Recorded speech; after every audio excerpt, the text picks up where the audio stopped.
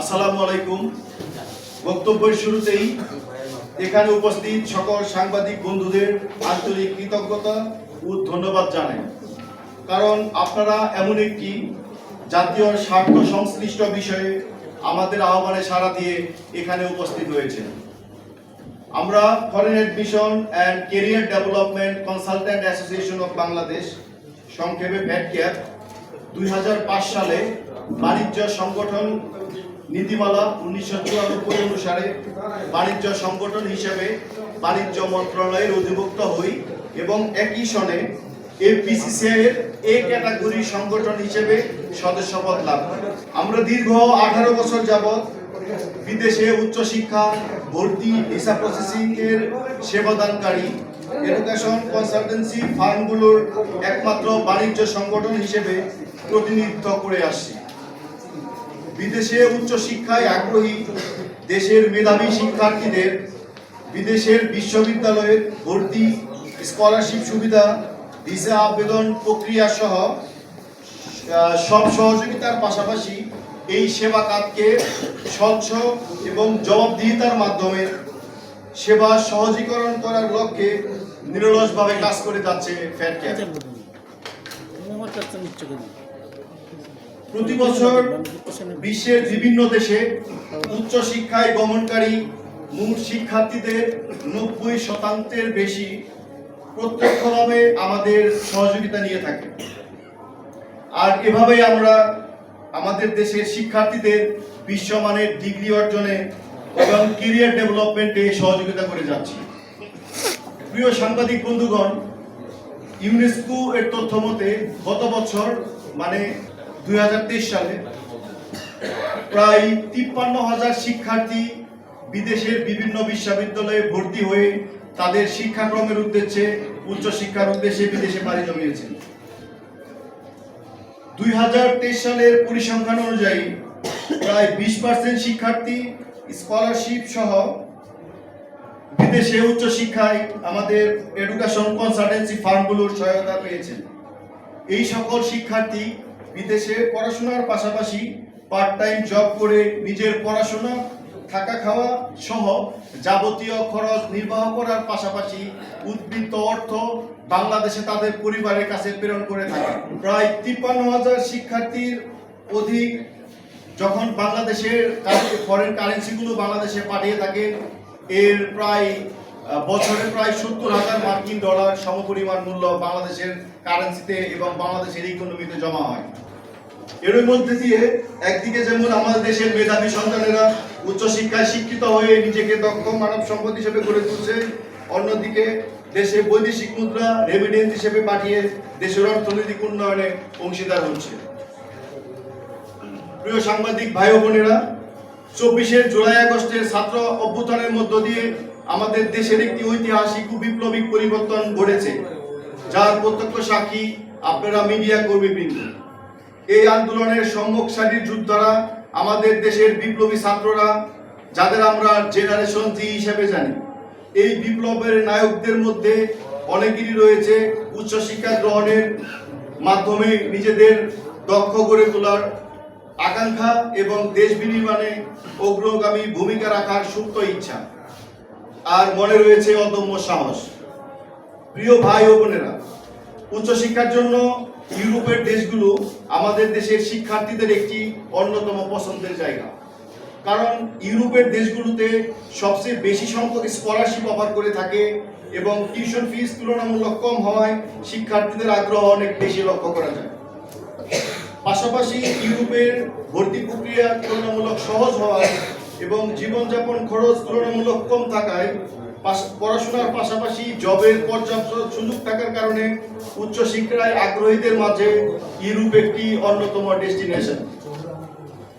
প্রিয় সাংবাদিক ভাই ও বোনেরা, অত্যন্ত পরিতাপের বিষয় এই যে দেশের সৌরতন্ত্র পতনের মধ্য দিয়ে জাতীয় জীবনে আমরা মুক্তি পেলেও প্রতিবেশী নামক আন্তর্জাতিক স্বৈরাচারদের ষড়যন্ত্র আর মিথ্যাচারের শিকার আমরা প্রতিনিয়ত হচ্ছি। আমাদের দেশের উন্নয়ন অগ্রযাত্রাকে ব্যাহত করতে সকল চেষ্টাই তারা অব্যাহত রেখেছে। আমরা মনে করি এই প্রতিহিংসা আর ষড়যন্ত্র অংশ হিসেবেই তারা আমাদের দেশের ছাত্র সমাজের বিদেশে উচ্চশিক্ষার মাধ্যমে উজ্জ্বল স্বপ্নকে ধূলিসাৎ করতে বাংলাদেশের নাগরিকদের জন্য ভিসা প্রদান সীমিত এবং অনেক ক্ষেত্রে বন্ধ রেখেছে। আপনারা অবগত আছেন, ইউরোপীয় ইউনিয়নভুক্ত বেশিরভাগ দেশের অ্যাম্বাসি এবং কনসুলেট ভারতে অবস্থিত হওয়ায় বাংলাদেশ হতে শিক্ষার্থীদের উচ্চশিক্ষার ক্ষেত্রে উক্ত দেশগুলোতে যেতে ভারতে যে ভিসা ইন্টারভিউ ফেস করতে হয়, যা একটি সময় ব্যয় সাপেক্ষ এবং জটিল প্রক্রিয়া। অপরদিকে ভারতে শিক্ষার্থীরা ভিসা নিয়ে নির্দিষ্ট দেশের অ্যাম্বাসি ফেস করতে যাওয়ার সময় একটি অসাধু চক্র সরলতার সুযোগে শিক্ষার্থীদের দ্বারা কালো টাকা পাচার বা মানি লন্ডারিং এর মতো অপরাধ করে আসছে মর্মেও আমাদের কাছে অভিযোগ রয়েছে, যা দেশের অর্থনীতির জন্য মঙ্গলজনক নয়। বর্তমানে দেশের ঐতিহাসিক রাজনৈতিক পরিবর্তনের পর ভারতের ভিসা প্রদান বন্ধ বা সীমিত হয়ে যাওয়ায় ইউরোপীয় ইউনিয়নভুক্ত দেশগুলোতে শিক্ষার্থীদের উচ্চশিক্ষার সুযোগ ব্যাপকভাবে ব্যাহত হচ্ছে। শুধু তাই নয়, হাজার হাজার শিক্ষার্থী ইতিমধ্যে বিশ্ববিদ্যালয়ের ভর্তি প্রক্রিয়া সম্পন্ন করেছে এবং টিউশন ফিও পাঠিয়েছে। এই অবস্থায় শিক্ষার্থীরা সংশ্লিষ্ট অ্যাম্বাসির ইন্টারভিউ শিডিউল পেলেও ভারতের ভিসা বন্ধ থাকায় এবং সংশ্লিষ্ট দেশের অ্যাম্বাসি ফেস না করাতে সিদ্ধান্ত না পাওয়ায় এই শিক্ষার্থীরা চরম বিপাকে পড়েছে এবং একটি বড় আর্থিক ক্ষতির সম্মুখীন হতে যাচ্ছে। প্রিয় সাংবাদিক বন্ধুগণ, আমরা মনে করি স্বাধীন দেশের সার্বভৌমত্ব বজায় রাখতে দেশের সাথে ইউরোপীয় ইউনিয়নভুক্ত দেশগুলোর কূটনৈতিক, রাজনৈতিক এবং অর্থনৈতিক সম্পর্ক সুদৃঢ় করতে ইউরোপীয় ইউনিয়নভুক্ত দেশগুলোর অ্যাম্বাসি বা কনসুলেট বাংলাদেশে স্থাপনের কোনো বিকল্প নেই।